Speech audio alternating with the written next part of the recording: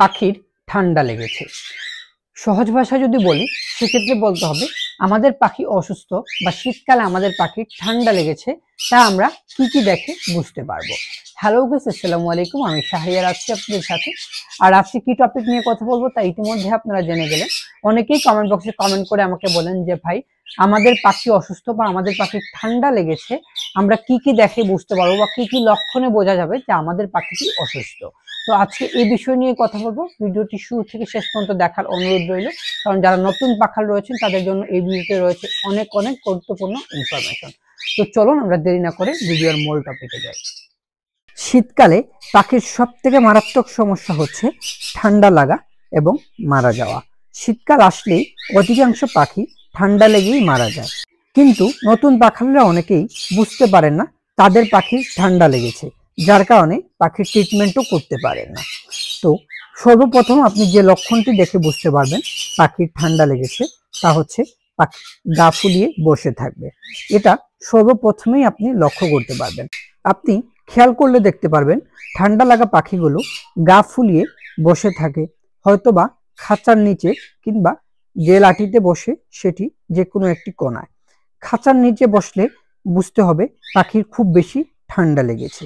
সেই সময়ে সর্বপ্রথম আপনাকে যেটি করণীয় সেটি হচ্ছে অসুস্থ পাখিকে আলাদা করে ফেলা। যদি অসুস্থ পাখিকে আলাদা না করে একাধিক পাখির সাথে রাখেন, সেক্ষেত্রে কিন্তু বাকি পাখিগুলোও অসুস্থ হওয়ার সম্ভাবনা থাকে। তাই এরকম লক্ষণ দেখার পর সাথে সাথেই পাখিকে আলাদা করে ফেলবেন এবং ইয়েলো কালারের বাজারে পাওয়া যাওয়া 100 ওয়ার্ডের বা 200 ওয়ার্ডের ভাল্বগুলো যে কোনো একটি ছোট্ট কেজের সাথে লাগিয়ে দিতে পারেন। দেখতে পারবেন সেই সময় সেই পাখিটি সেই লাইটের কাছে চলে আসবে এবং সেখান থেকে তাপ নেবে। নর্মালি এই হলুদ বাল্বগুলো থেকে কিছুটা তাপ উৎপন্ন হয়, সেক্ষেত্রে পাখির কিছুটা ভালো লাগা কাজ করবে। এবং দিনের বেলা রোদের মধ্যে আপনি পাখিকে রাখতে পারেন। দ্বিতীয় বিষয়টি খুবই গুরুত্বপূর্ণ, পাখির গ্রিন পুপস বা সবুজ পায়খানা। পাখির ঠান্ডা লাগার পরে পাখি সবুজ পায়খানা হয়ে থাকে, তাই আপনার পাখির ট্রের দিকে লক্ষ্য করলেই আপনি বুঝতে পারবেন পাখির ঠান্ডা লেগেছে কিনা। যদি দেখেন গ্রিন পুপস বা সবুজ পায়খানা করছে পাখি, সেক্ষেত্রে বুঝতে হবে পাখিটির ঠান্ডা লেগেছে এবং দ্রুত চিকিৎসা করতে হবে।